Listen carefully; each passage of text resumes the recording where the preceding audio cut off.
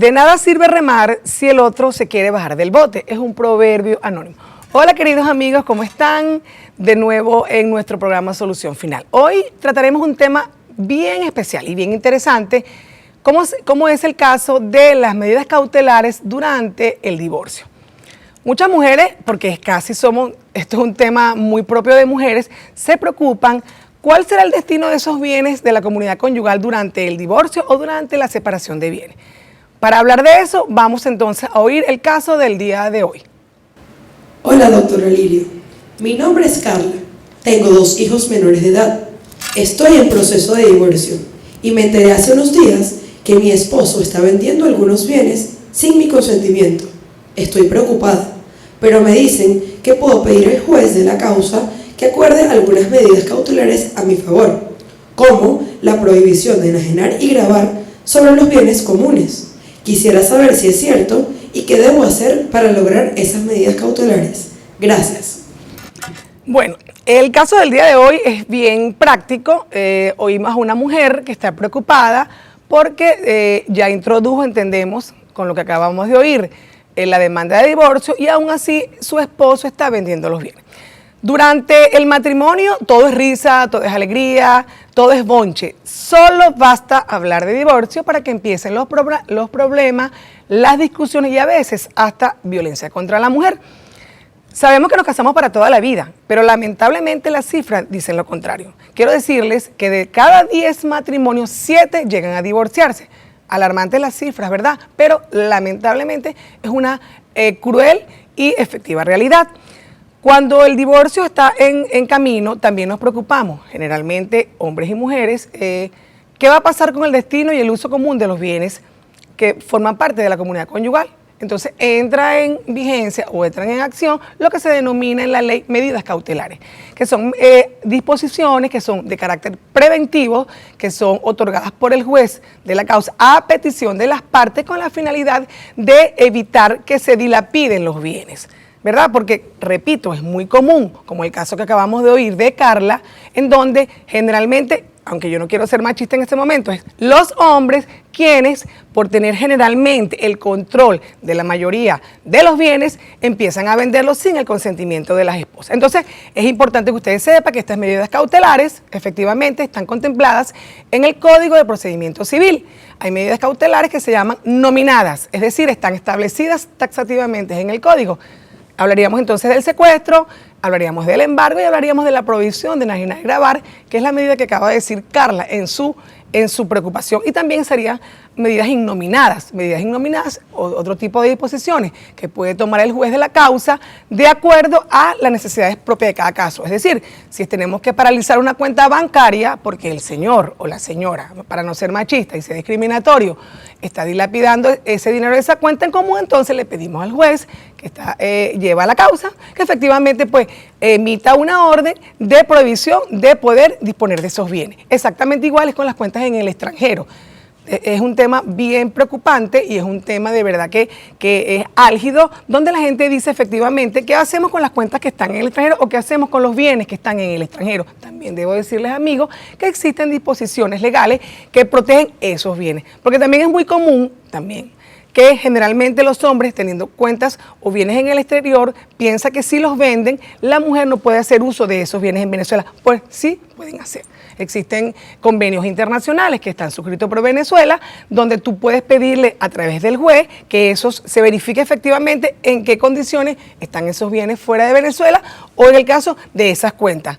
Que aunque no puedan, no tengan jurisdicción un tribunal venezolano, en un tribunal, por decir, norteamericano, el conocer el estatus de esos bienes en común va a favorecer a la persona demandante, ¿ok? En el próximo espacio contaremos con la presencia de una profesional del derecho con quien hablaremos de este caso para buscar la solución final.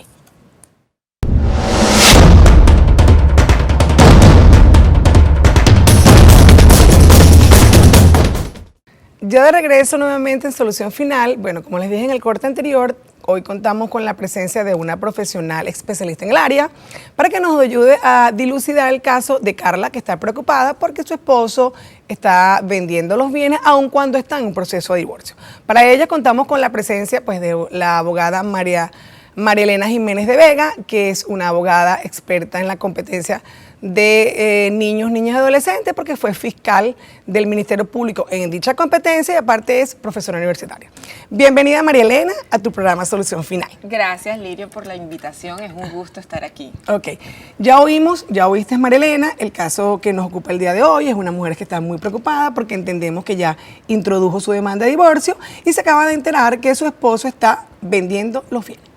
¿Por dónde empezamos, María Elena? ¿Qué le decimos a Carla y a todas las Carlas? Bueno, a todas las Carlas que nos están escuchando, siempre lo recomendable en primer término es hacer una lista de los bienes de esa comunidad conyugal y tener la documentación de todos esos bienes. Es bien importante porque a veces, cónchale, no los tenemos a la mano y se necesitan porque está comenzando a dilapidar, está malversando, está ocultando bienes y tenemos que estar como al día, pilas, ¿no?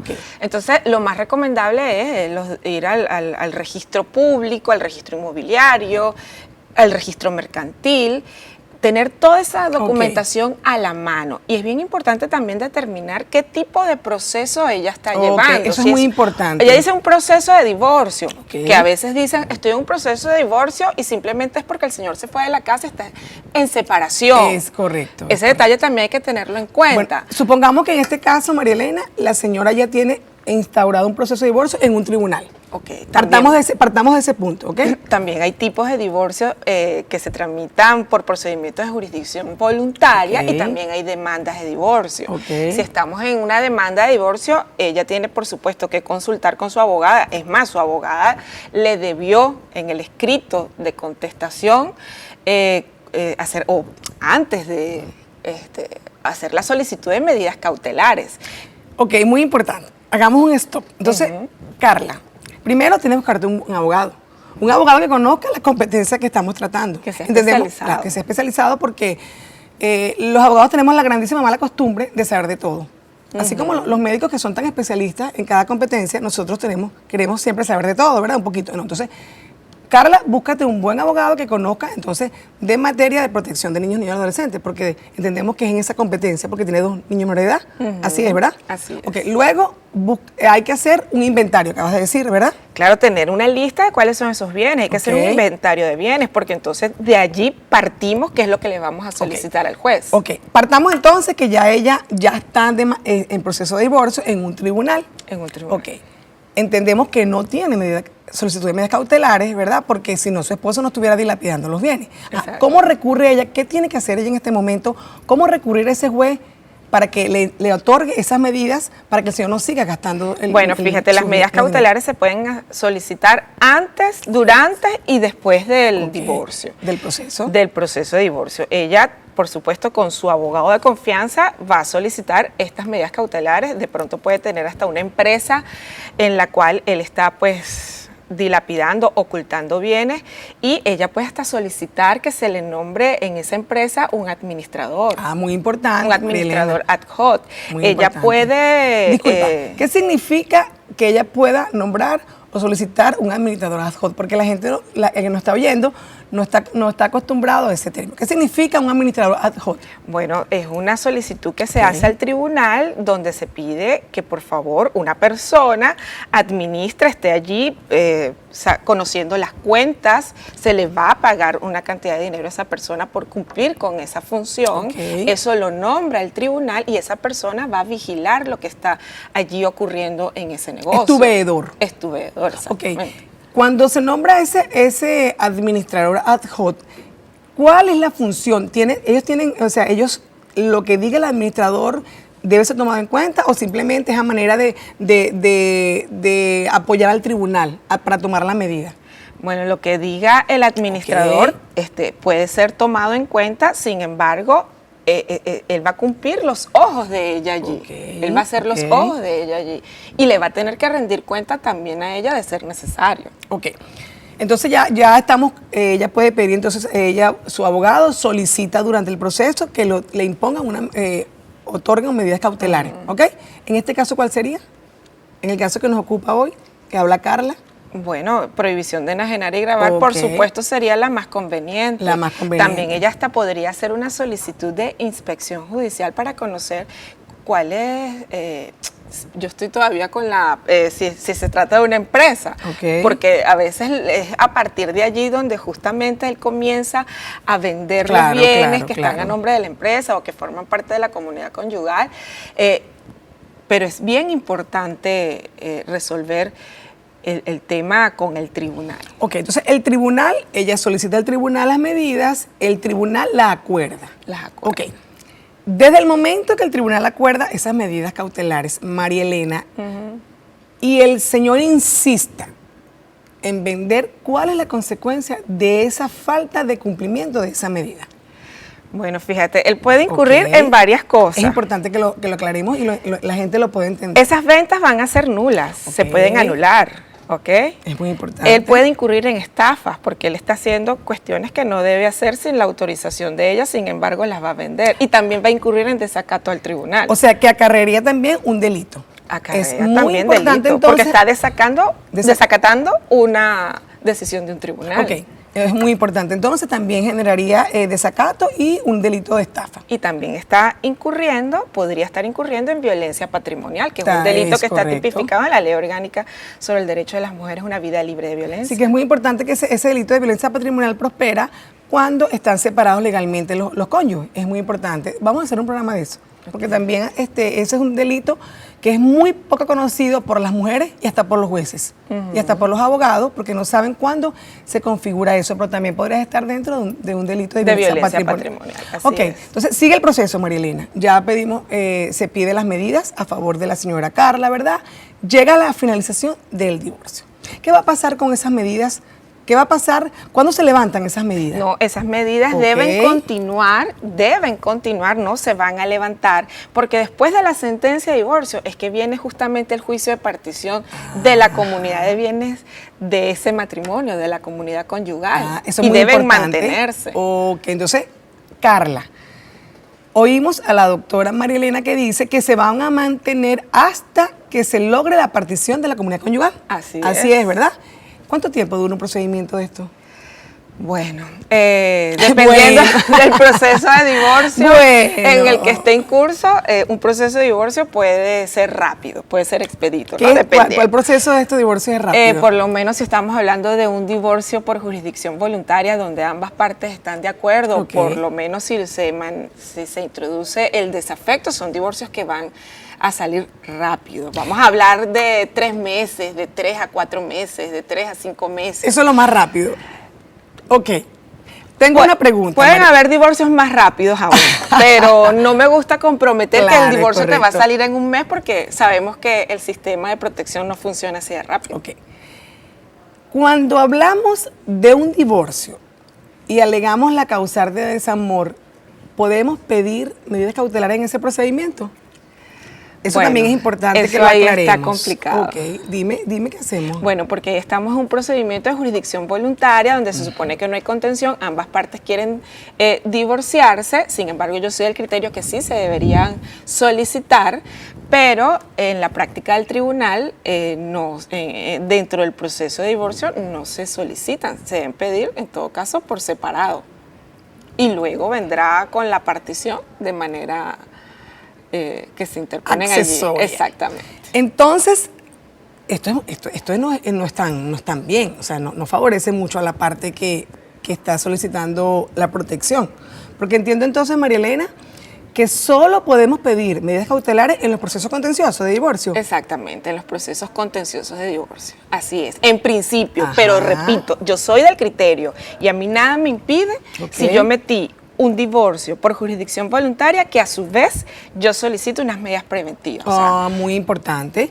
¿Y el tribunal está en la obligación de acordarlas? El tribunal está en la obligación de acordar medidas preventivas y esto no es solo para garantizar las resultas de un juicio, como es digamos, el principio general de las medidas cautelares en todo proceso judicial, garantizar resultas del juicio. Claro. Porque en esta materia lo que se persigue, lo que se busca es proteger el patrimonio familiar familiar y más aún cuando hay niños, niñas y adolescentes. Muy importante. Entonces, repitamos eso. ¿Cómo uno no va a solicitar esas medidas cuando este señor está dilapidando, así estemos en un proceso de jurisdicción voluntaria?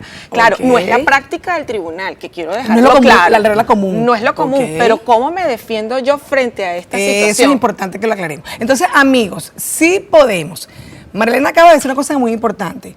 Las medidas cautelares en el proceso de divorcio es para garantizar los bienes de la familia. De la familia. No es como en proceso civil. Exactamente, eso es lo que las medidas cautelares son para proteger los bienes litigiosos, que es otro tipo de competencia. Entonces, estamos hablando, Carla, que independientemente de tu proceso, porque realmente no tenemos mucha información, tú sí puedes solicitar al tribunal de la causa que te otorgue medidas cautelares, porque lo que vas a proteger es tu familia y el patrimonio de tus hijos. ¿Es así? Así es, es el patrimonio familiar. María Elena, ¿qué pasa con las personas que no están casadas legalmente, sino que viven en concubinato? Bueno, también pueden hacer... Por favor, expliquemos eso. También pueden hacer solicitudes de medidas cautelares. Sin embargo, aquí yo siempre digo, a veces parece más fácil vivir en un concubinato, en una unión estable de hecho, y resulta que es más complicado a la hora de partir y repartir los bienes. Por favor, expliquemos un poquito cómo hacen las mujeres que han vivido 20 años con un hombre y que durante esos 20 años pues han hecho una fortuna, tienen bienes, muebles, inmuebles, empresas, y llega el día que se acaba el amor y cada quien habla por su lado. Entonces es muy común también oír, no te corresponde nada porque tú y yo no tenemos declarado un concubinato legalmente.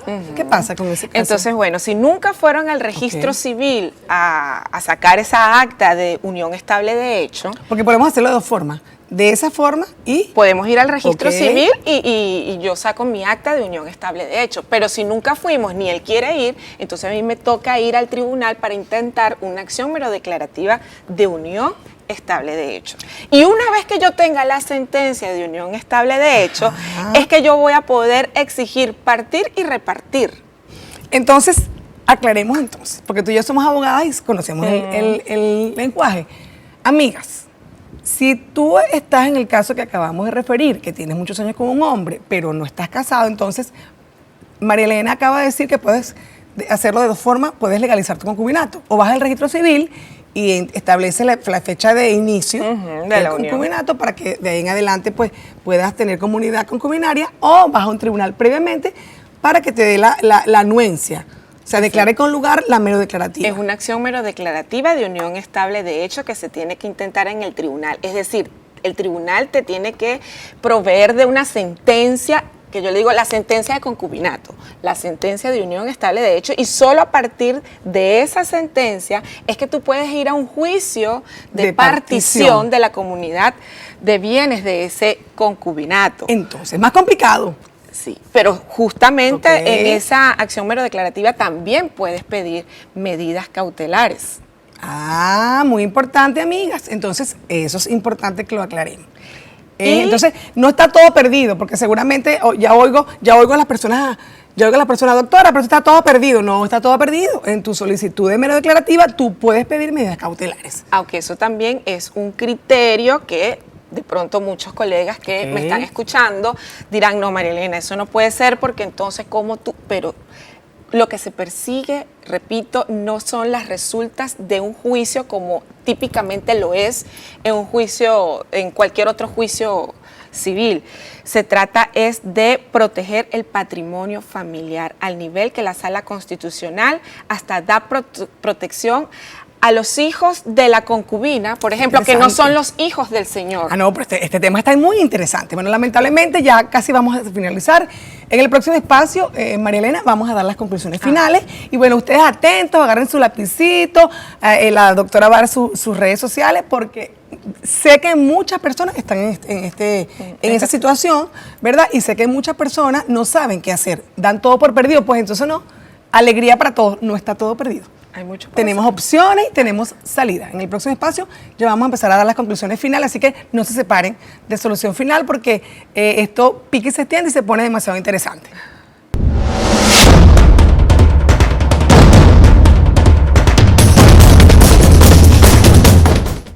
Bueno, ya estamos de regreso nuevamente en Solución Final. Bueno, María Elena, demasiado interesante el caso, pero necesitamos concluir. ¿Cuáles son tus recomendaciones finales, en este caso, que le podemos dar a Carla? A Carla y a todas las Carlas que nos están oyendo en este momento, para en caso de divorcio. Bueno, para Carla y para todas las Carlas, como tú dices, es bien importante que ella tenga a la mano, como dijimos, el listado de cuáles son esos bienes, y no solamente es tener el inventario y hacer un listado de cuáles son los bienes, sino tener la documentación, buscarla, ir a los registros. Eso es bien importante, acudir a los registros públicos y contar con la orientación, con la consulta de un abogado especializado en el área. Muy importante. Hay muchísimos abogados en nuestra ciudad, sin embargo, no todos están especializados, no todos tienen una trayectoria que pueda ser reconocida.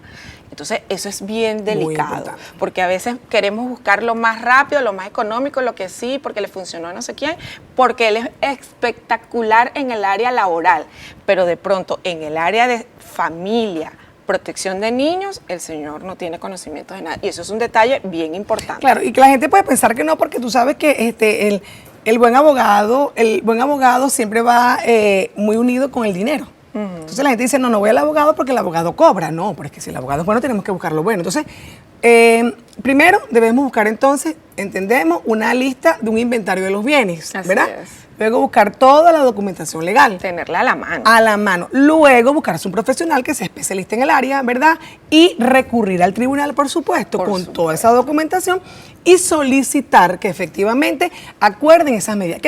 Y lograr de esa manera que se proteja el patrimonio familiar. Así es, ¿verdad? Así mismo es. María Elena, ¿cuáles son tus redes? ¿Dónde te pueden localizar? Bueno, mis redes sociales, @apuntes de familia, por allí me pueden conseguir. Allá está la dirección desde donde estamos ubicados y de todo el trabajo que venimos desarrollando. Que tú estás con un equipo también. También tenemos un equipo jurídico maravilloso. Bueno, entonces sigan @apuntes de familia. Recuerden, amigos, llegamos al final de nuestro programa Solución Final. Recuerden que nunca es tarde para hacer el bien. Y definitivamente, si conoces el problema, encontrarás la solución final al mismo. Hasta el próximo semana, Dios mediante. Chao, chao.